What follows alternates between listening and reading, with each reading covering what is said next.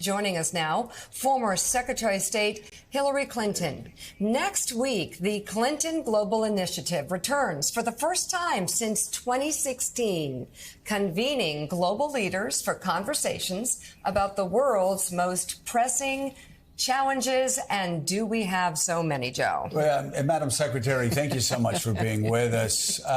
Let's talk about the news of the day first, and a place that you know and love very, very much, Martha's Vineyard, and what I've been calling political human trafficking.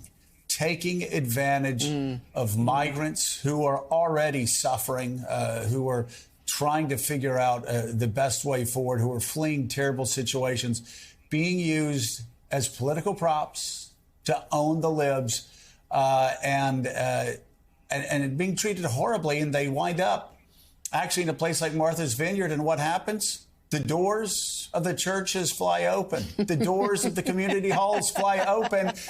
And the people of Martha's Vineyard are so grateful to be able to lend a helping hand. What is it? What does that mean for you personally? Well, I think, Joe, you have laid out the craziness of the time in which we're living, where some politicians would rather not only have an issue, but exacerbate it to the extent of literally human trafficking, as you said. And so many other Americans, I happen to believe still the majority of Americans, are good-hearted and generous. And when people end up on their doorstep in need, they're going to respond. They're going to feed them and house them. And the kids in the AP Spanish class are going to be let out of high school so they could go and translate. You know, that's the kind of American spirit that we try to celebrate at the Clinton Global Initiative. Let's roll up our sleeves and get things done.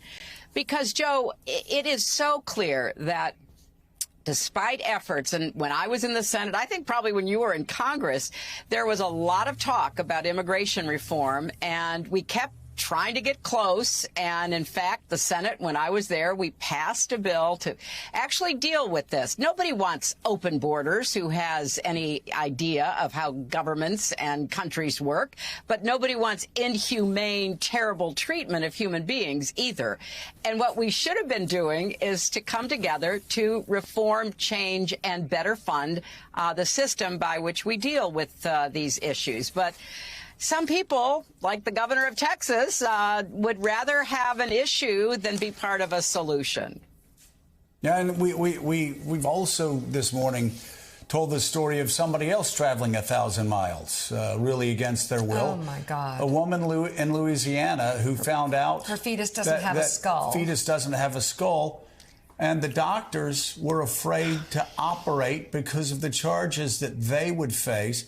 I, of course, think about the tragic story of the 10-year-old girl in Ohio that was forced to flee her state because the state was going to have a forced pregnancy of the rapist's baby. And this is driving many people who have associated with the pro-life movement and pro-life feelings their entire life, even going, this is extreme. This can't happen. Yeah. How serious is this for women?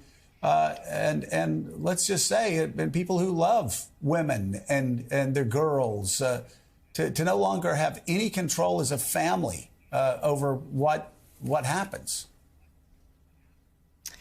It could not be more serious and more deadly.